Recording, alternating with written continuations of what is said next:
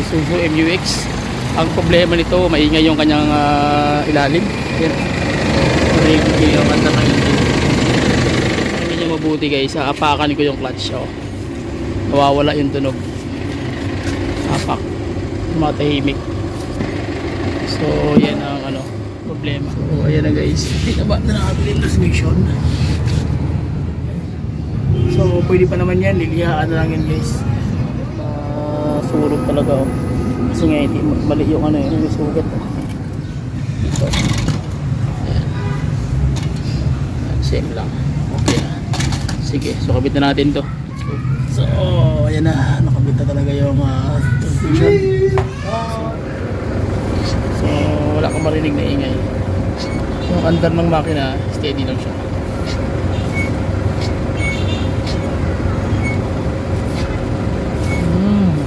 Okay. So engage natin. Primera. Primera, segunda, tercera, kwarta, quinta, reversal. Swabe na siya guys. Pagpalang araw guys. Other client naman tayo na Isuzu MUX. Ang problema nito, maingay yung kanyang ilalim. Yan. Maingay yung kanyang engine. So samahan nyo sa basic pedestrians kung ano yung dapat natin gawin. So tara. Pakinggan nyo mabuti guys. Apakan ko yung clutch. Oh. Nawawala yung tunog. Apak.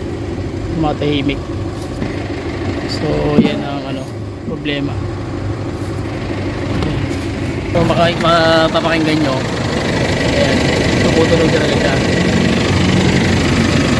Nandiyan ko may part ng transmission. Okay. So minamano natin.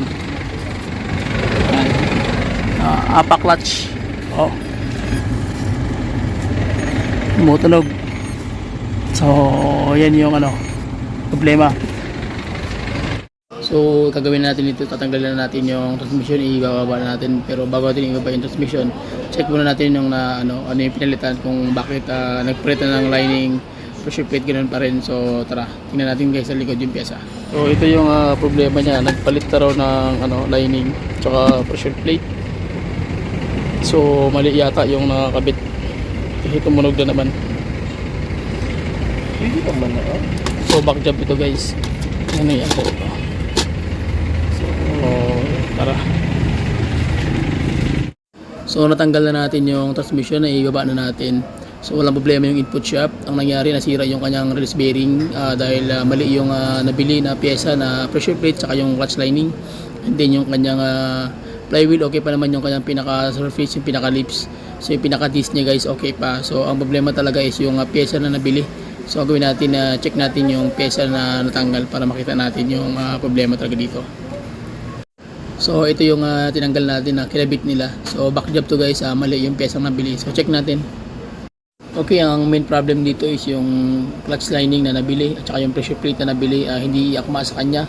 Yung clearances guys, nagbigay ng problema dito. So makikita nyo dito yung kanyang original. Ayan po yung original. Ito naman yung replacement na binili nila. So itong bukol na yan guys, masyadong makapal yung bukol nito. Pero dito naman sa kabila, medyo maiksi lang. Ayan. So hindi ganong makalaki yan. So malayo talaga yung clearances, yung kanyang kinakabitan ng shafting. So tingnan sa likod, ayan. Dito halos pantay na. Ayan o.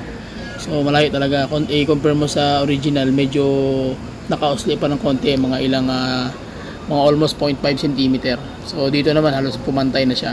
So dito nagkaroon ng problema, kaya yung release bearing may clearance. Kaya nangyari dito sa release bearing is nasira dahil dito nga sa clearances na to. Kaya pag inaapakan mo, talagang kumakagat siya at umiingay.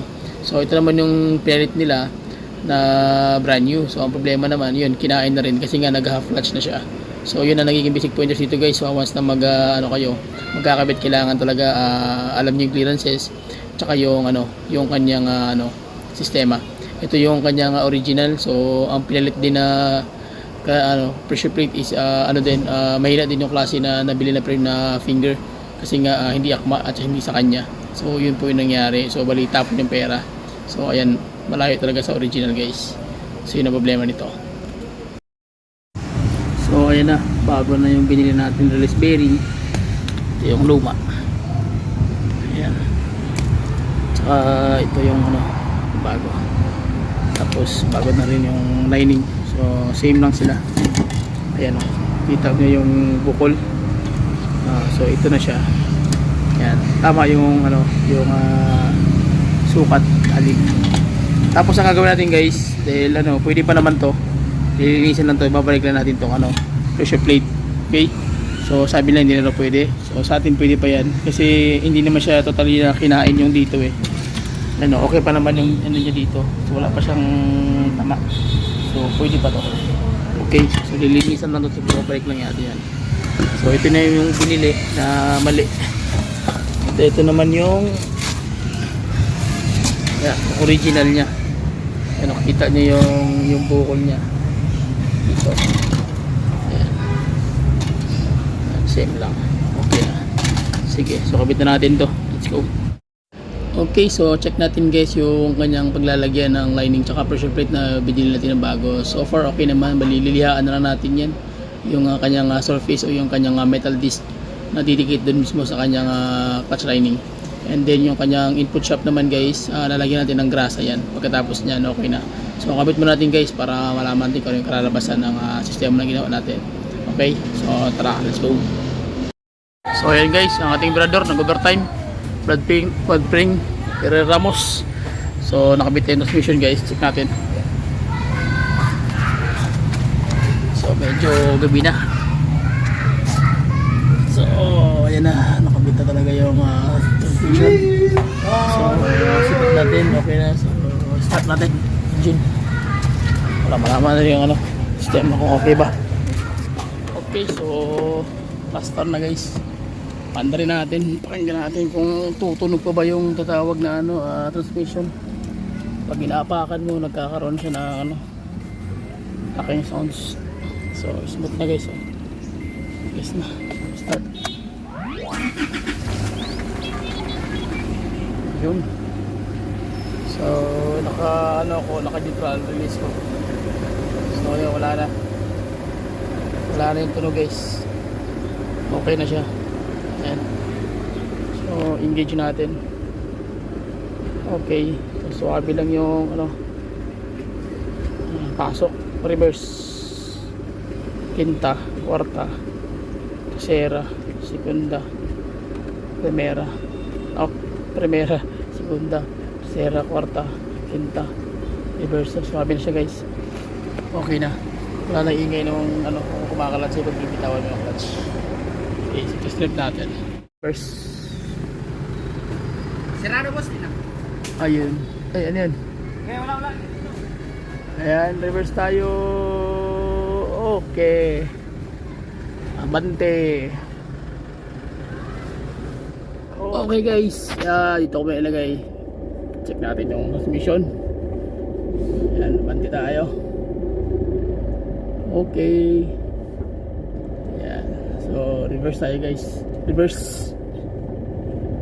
Okay, panalo. Ayan. So hindi natin test drive guys kasi tawag yan. Okay na to. So yun lang. So please share my video. Subscribe to the YouTube channel guys. Komenta kayo sa mga pwede magtanong. Sikapin natin na ma-reply nyo lahat ng mga katanungan nyo. So please share my video. Subscribe to the YouTube channel. Bye bye and God bless. See you.